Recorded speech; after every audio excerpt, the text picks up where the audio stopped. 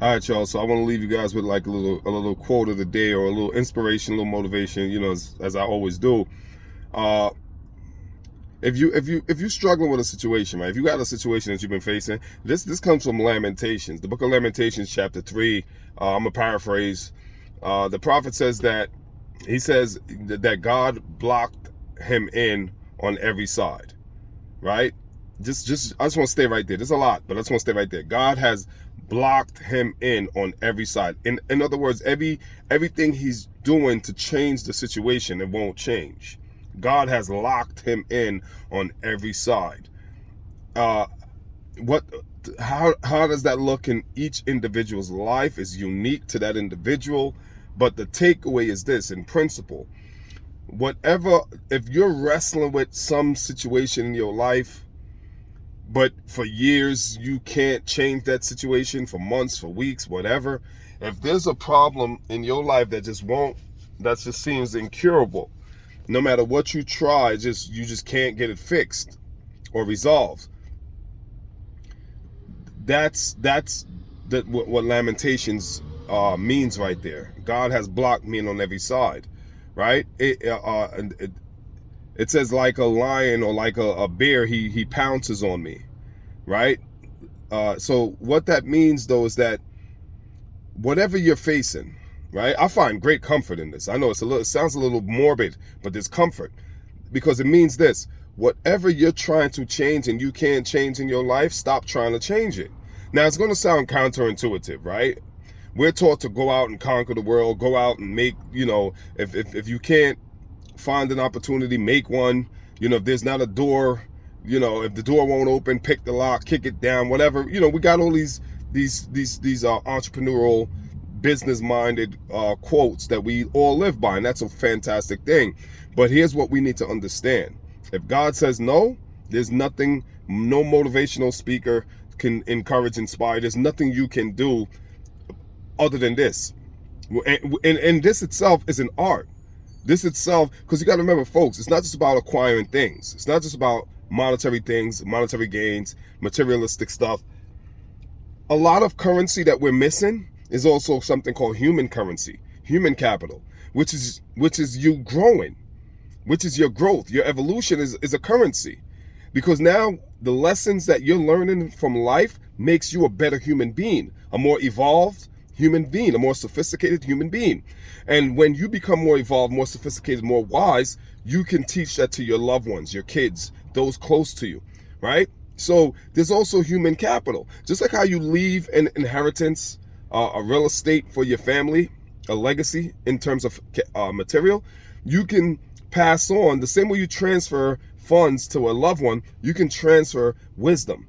You could transfer intellectual capital. So the currency is not always in external, but internal. And the internal currency is this: acceptance, which is something like we rarely are taught that in our culture. Most people will tell you, don't accept life as the way it is. Go out and make life, alter and modify, create the world you want. And here's the conundrum. Here is the mystery, the riddle. I agree with that.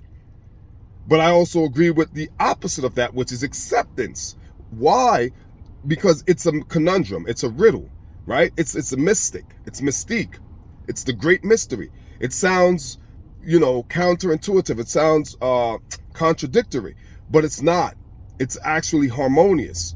You have to understand that when there's things you can control, and when you realize there's things you can't control, and the things that you can't control, no matter how grievous or disappointing they might be to your plans, this is where you have to learn acceptance.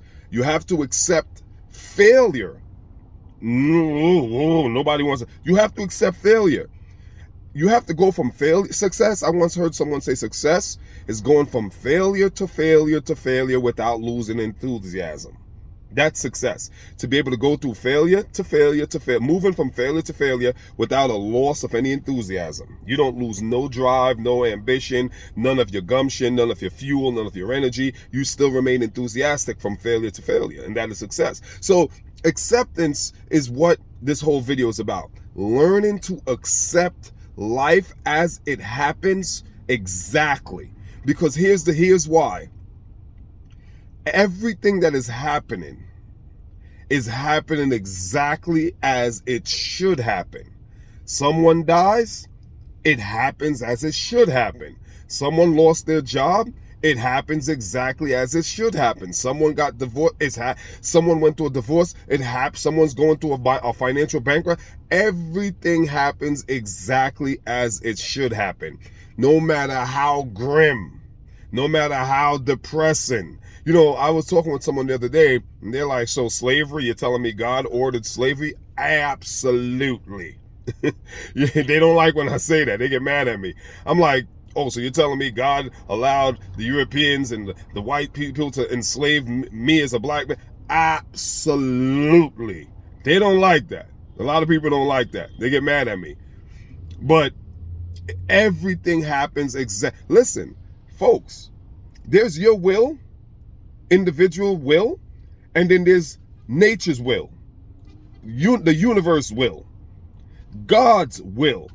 And God's will, the universe will, nature's will is by far exceedingly super duper exceedingly greater than my will, your will, our collective will.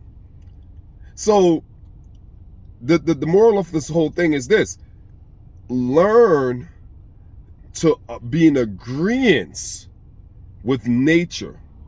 Learn to align yourself with universal will.